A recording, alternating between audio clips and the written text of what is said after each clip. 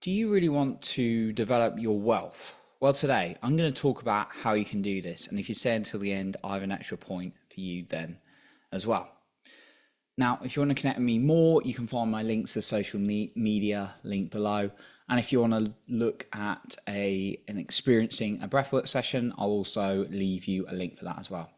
Now, I've been blessed to interview a lot of wealthy people, and I'll explain what I mean by wealthy because we've all got perceptions that it's just all about money. Now, I'm going to share my perception that I learned from one of my mentors.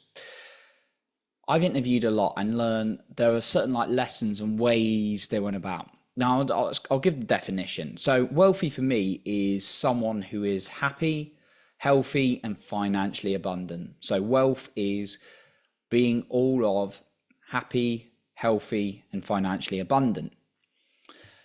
And of course, that's just, the majority of the time that they're those things. And therefore, that's what makes them wealthy.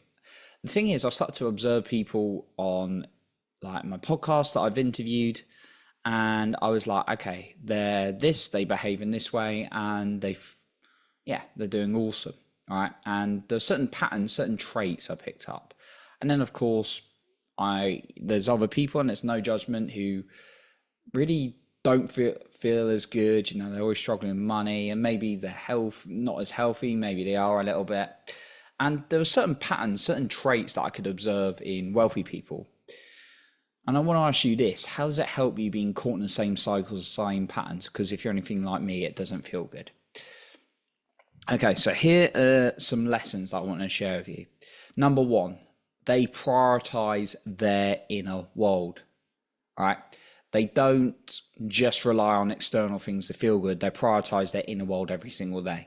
Now, what is the inner world? Inner world is things like how you feel internally, no matter what. People do things like meditation, journaling, breath work, all these kind of things, different practices, right, that you can really do to start prioritizing that inner world. The second thing is that they master the external world. The external world always follows the inner world. They master it though, although obviously our external world is everything outside of our own mind and how we feel. It's like the day-to-day life. That's difficult to see what's going to happen, but they tend to do very well in it because they take action every day, even if they don't want to.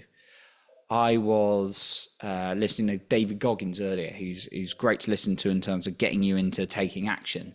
Now, he's got a lot of great interviews, and I follow part of his stuff. There's some parts that I find hard to get on board with, but yeah, generally great guy to listen to. And he takes action consistently. Now and then he may miss something, but generally you've got to be taking action every day. The third one links to that, and that's discipline. Discipline is doing the prescribed activity again and again, even if, and especially when you don't feel like it. So being able to create a ritual, a set of habits that you can do things every single day. This is what I see in very wealthy people. They've always got some kind of routine, always some kind of structure. If they do slip up, they will not slip up the next day as well. The fourth thing, they focus on solutions, not the problem. Now, sometimes you do need to vent. You do need to get things out of your system. And yeah, that's healthy. You do things like long breathwork sessions, therapies, all these kind of things. Absolutely. Yet the majority of the time, these wealthy people are focused on solutions. How do they move forward? Right? I've got a very wealthy person I work with on my sales team. Even when things are against us, it's always about solutions. She has her forums and ways of releasing things when she needs to, and she's gone through a lot, yet she's always focused on solutions on how we can do better. And then the fifth one is focusing on adding real value to the world, not perceived value. I made a post on this the other day on social media. Working hard is not necessarily adding value. They're two different things. Now, usually people who are adding value are working hard as well, but just because you work hard, it does not mean you're adding value. And I'll give you an example from my own life. When I was in my early 20s, I was being paid around, not a lot of money, blessed to some place in the world, of course, but it was something like £17,000 a year. And I used to work really hard. I printed all the photocopies, got all the font sizes right, That's not value. That's just me doing like a job that honestly nowadays a machine could replace. Like, but people get upset. They're like, I was working really hard, but are you really adding value? I would argue someone who just walks into a boardroom or into a business and tells that company, like, okay, this is how you make £100,000 or £250,000 in like 20 minutes. That's like them work. They've obviously acquired that knowledge over time, but that's adding real value, right? So really ask yourself, are you just working hard or are you adding value as well? Okay. And if you feel like you are genuinely giving value and your employer or your business is not giving you that back in terms of the financial, then I would look elsewhere personally, right? So you take the right steps to make an action plan. Don't just quit or anything like that. But that's what I'd suggest on real value, that people often complain that they're not getting paid what they think they're worth. And it's going to upset some people, but ask yourself, are you really adding value or are you just working hard, right? But people, I see wealthy people who like I've interviewed and spoke to, they are adding an awful lot of value, so much value.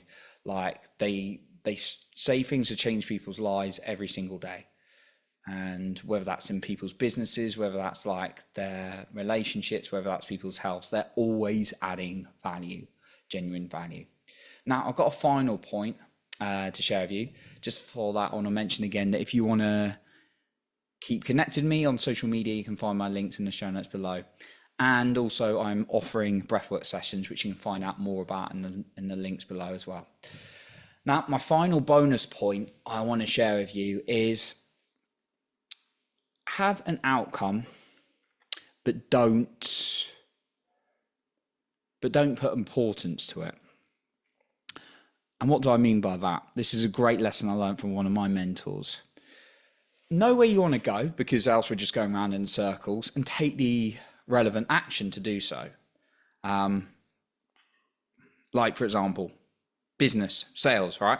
Outcome, you want to make, let's start with like £10,000 a month, right? So you're in sales and you have to take the calls, right? You know what the action is, right? Now, obviously, if you're very dependent on the money, it's going to create an awful lot of importance. That's why I recommend having a bit of money behind you and having other things maybe in your life, and not just, that's why I'm not a massive fan of the burning all your boats sometimes.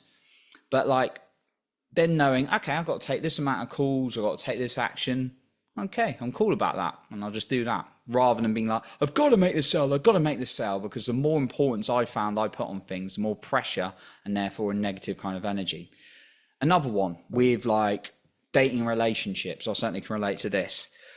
When it's really not worked out, it was like, for me, even if she wasn't right for me, it was like, I didn't think I had anything else, like opportunities at the time, but it would be like, right, I've got to make this work. I've got to make this work. I've got to make this work. And it didn't work, right?